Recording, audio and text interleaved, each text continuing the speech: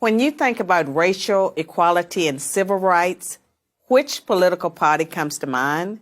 The Republicans or the Democrats? Most people would probably say the Democrats, but this answer is incorrect.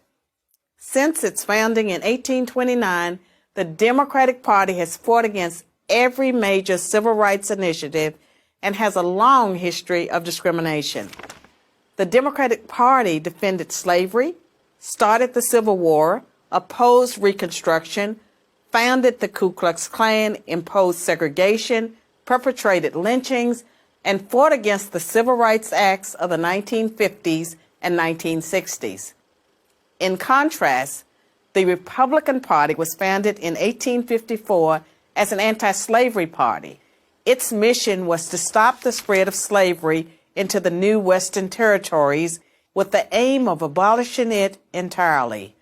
This effort, however, was dealt a major blow by the Supreme Court in the 1857 case Dred Scott versus Sandford. The court ruled that slaves aren't citizens, they're property. The 7 justices who voted in favor of slavery, all Democrats. The 2 justices who dissented, both Republicans. The slavery question was, of course, ultimately resolved by a bloody civil war.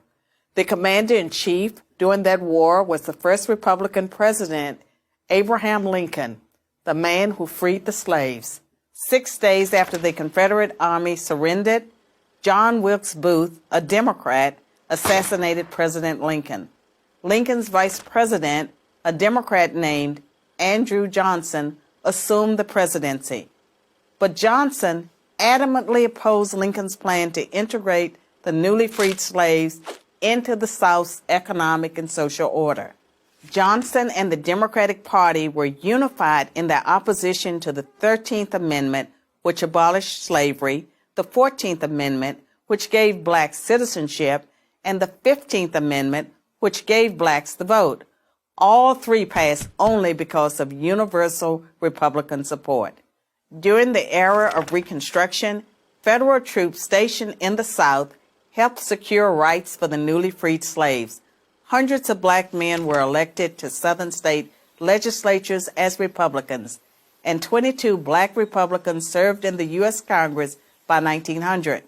The Democrats did not elect a black man to Congress until 1935. But after Reconstruction ended, when the federal troops went home, Democrats roared back into power in the South.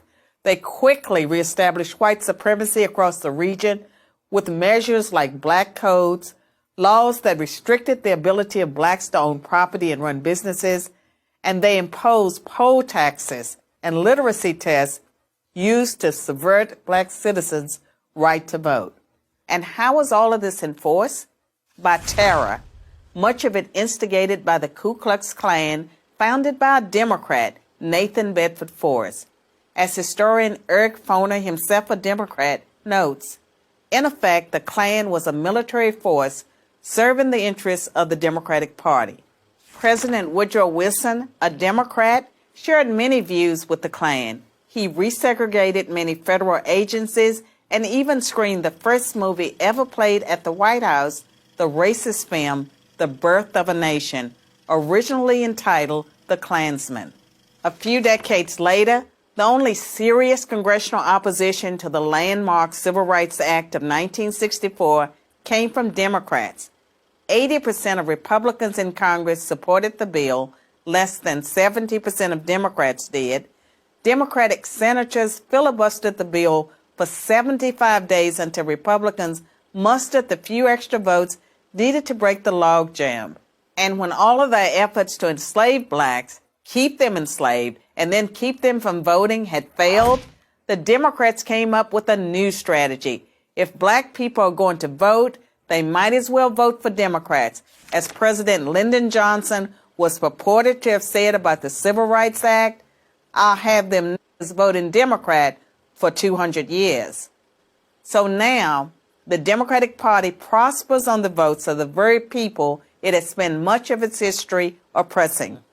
Democrats falsely claim that the Republican Party is the villain, when in reality, it's the failed policies of the Democratic Party that have kept blacks down. Massive government welfare has decimated the black family. Opposition to school choice has kept them trapped in failing schools. Politically correct policing has left black neighborhoods defenseless against violent crime. So when you think about racial equality and civil rights, which political party should come to mind? I'm Carol Swain, professor of political science and law at Vanderbilt University for Prager University.